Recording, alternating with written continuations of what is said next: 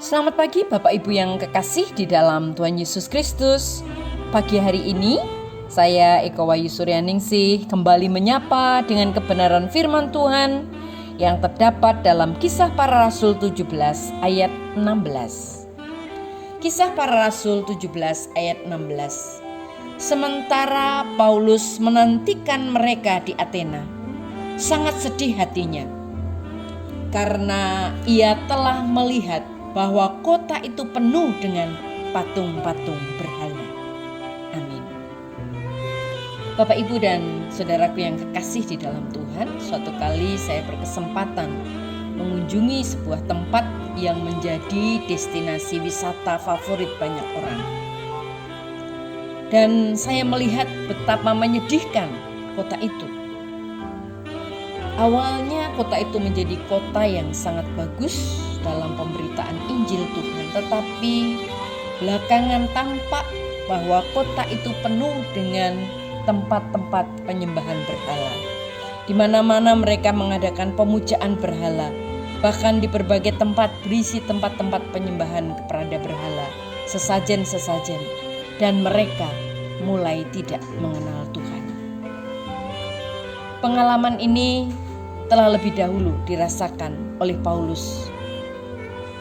Pengalaman ini juga dialami oleh Paulus ketika dia tiba di Athena, Yunani. Sekalipun negeri itu menjadi muasal lahirnya para pemikir yang mempengaruhi dunia hingga saat ini, namun mereka tidak memiliki pengenalan akan Allah yang sejati. Dan yang menarik, di ayat 22 diungkapkan mereka sangat tekun beribadah. Paulus pun belajar mengenal orang-orang Athena dalam Kisah ayat 17 dan 23. Dan akhirnya mereka beroleh kesempatan untuk berbicara di forum resmi pertemuan mereka. Maka Rasul Paulus pun berbicara tentang Allah sebagai pencipta dan pemelihara ciptaannya yang menghendaki semua orang bertobat dan diselamatkan melalui Kristus Yesus, Anak Allah itu. Walau banyak orang yang mengejeknya, namun beberapa orang menjadi percaya, dan itulah yang menjadi cikal bakal jemaat di sana. Bapak, Ibu, dan saudaraku yang kekasih di dalam Tuhan, bagaimana reaksi kita ketika menyaksikan begitu banyak orang yang belum mengenal Kristus? Setiap hari kita mungkin bertemu dan berinteraksi dengan mereka. Sebagian mereka bahkan begitu giat dalam ritual peribadatan yang mereka tahu. Namun Alkitab memberitahu kita bahwa hanya di dalam Kristuslah kita beroleh keselamatan dan dapat hidup berkenan kepada Allah. Kiranya pemahaman ini menggerakkan kita untuk membagikan Kristus kepada orang lain.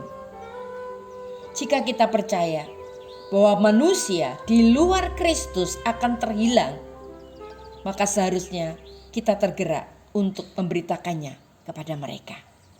Amin. Mari kita berdoa.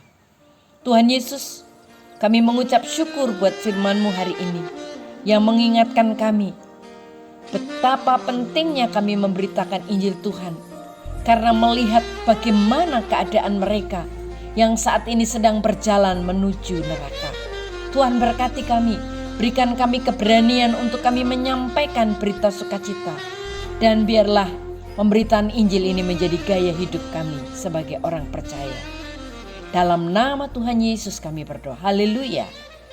Amin.